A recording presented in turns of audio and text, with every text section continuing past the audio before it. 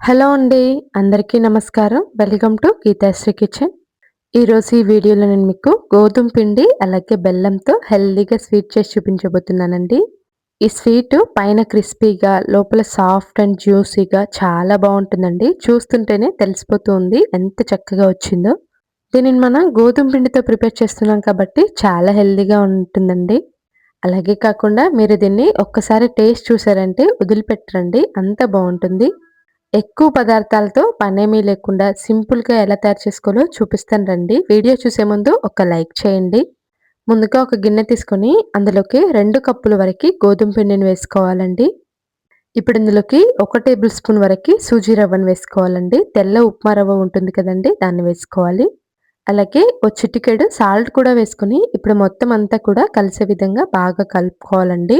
మనం నీళ్లు వేయకముందే ఈ మూడింటిని బాగా కలుపుకోవాలి. ఇప్పుడు ఇందులోకి అరకప్పు నుంచి ముప్పావు కప్పు వరకు నీళ్ళని తీసుకొని ఈ విధంగా వేసుకుంటూ కలుపుకోవాలండి.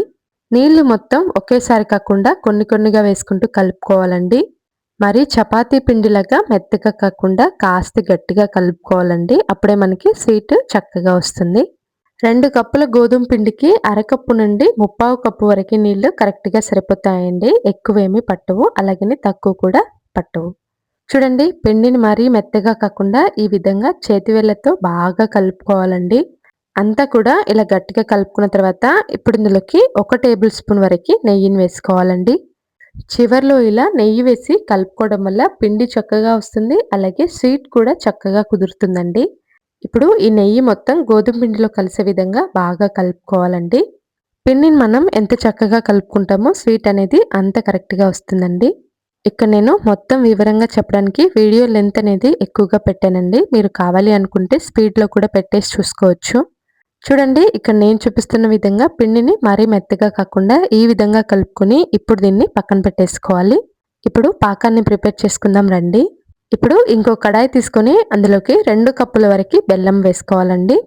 అలాగే 1 కప్పు వరకు నీళ్లు వేసుకొని ఈ బెల్లం మొత్తం నీళ్ళలో కలిసే విధంగా కలుపుకుంటూ కరిగించుకోవాలండి. మనం స్టవ్‌ని హై ఫ్లేమ్‌లో ఉంచి బెల్లాన్ని కరిగించుకున్నామంటే తొందరగానే కరిగిపోతుందండి. ఎక్కువ టైం ఏం పట్టదు. దీనికి ఎలాంటి పాకము అవసరం లేదు. అలాగని మెజరింగ్ కప్ కూడా అవసరం లేదండి. అన్నీ కూడా ఒకే కప్‌తో కొలిచి తీసుకుంటే సరిపోతుంది. బెల్లం మొత్తం కరిగిపోయిన తర్వాత 2, 3 నిమిషాల పాటు ఇలా స్టవ్‌ని మీడియం ఫ్లేమ్‌లో ఉంచుకొని నురగ వచ్చే వరకు కలుపుకుంటే సరిపోతుంది. పాకం ఏమీ అవసరం లేదండి. ఇక్కడ నేను మళ్ళీ చెప్తున్నాను. 3, 4 నిమిషాల పాటు మరిగించుకుంటే సరిపోతుంది. కన్సిస్టెన్సీ చూడండి, కాస్త జిగురుగా వస్తే సరిపోతుంది. ఇప్పుడు దీన్ని పక్కన పెట్టేసుకోవాలండి. ఇప్పుడు మనం ముందుగా కలుపుకున్న పిండిని తీసి చూపిస్తున్నాను చూడండి. ఇప్పుడు ఈ పిండి ముద్దని ఫ్లోర్ పైన పెట్టేసుకుని చపాతీ కర్ర తీసుకుని ఈ విధంగా రోల్ చేసుకోవాలండి. మరీ మందంగా కాకుండా మరీ పలుచగా కాకుండా ఇక్కడ నేను చూపిస్తున్న విధంగా మీడియం సైజులో రోల్ చేసుకోవాలండి. ఈ విధంగా రుద్దుకున్న తర్వాత ఇప్పుడు చాకుతో దీన్ని 4 భాగాలుగా కట్ చేసుకోవాలండి. ఈ కట్ చేసుకున్న 4 భాగాలని ఒకదానిపైన ఒకటి పెట్టేసుకొని ఇక్కడ నేను చూపిస్తున్న విధంగా పెట్టేసుకోవాలండి. ఇలా చేయడం వల్ల స్వీట్ అనేది పొరలు పొరలుగా వచ్చి చక్కగా వస్తుందండి. ఇప్పుడు మళ్ళీ చపాతీ కర్ర తీసుకొని ఈ విధంగా రోల్ చేసుకోవాలండి. అంతా కూడా ఇలా స్క్వేర్ షేప్‌లో వచ్చే వరకు రోల్ చేసుకున్న తర్వాత మళ్ళీ చాక్ తీసుకొని ఈ విధంగా కట్ చేసుకోవాలి. 2 భాగాలుగా చేసుకుంటే సరిపోతుందండి. ఇప్పుడు ఒక భాగం తీసుకొని ఇక్కడ నేను చూపిస్తున్న విధంగా ఫోల్డ్ చేసుకొని మళ్ళీ చపాతీ కర్రతో రోల్ చేసుకోవాలండి. ఇలా చేయడం వల్ల మనకి పొరలు పొరలుగా వస్తుందండి. చూడండి, ఇక్కడ నేను చూపిస్తున్న విధంగా పలుచగా కాకుండా మందంగా కాకుండా ఈ విధంగా రోల్ చేసుకుంటే సరిపోతుంది. ఇక్కడ నేను ఈ స్వీట్‌ని బాక్స్ షేప్‌లో ప్రిపేర్ చేస్తున్నాను కాబట్టి చుట్టూ ఉన్న అంచుల్ని కట్ చేసుకుంటున్నానండి. మీరు కావాలి అనుకుంటే ఈ స్వీట్‌ని మీకు నచ్చిన షేప్‌లో కూడా ప్రిపేర్ చేసుకోవచ్చు. చుట్టూ అంచుల్ని ఈ విధంగా కట్ చేసుకొని ఇప్పుడు ఈ విధంగా మధ్యలో కూడా కట్ చేసుకోవాలండి. చూడండి, ఇక్కడ నేను చూపిస్తున్న విధంగా ఈ మందంలో ఉంటే సరిపోతుందండి. మరీ పలుచగా ఉంటే క్రిస్పీగా వచ్చేస్తాయి.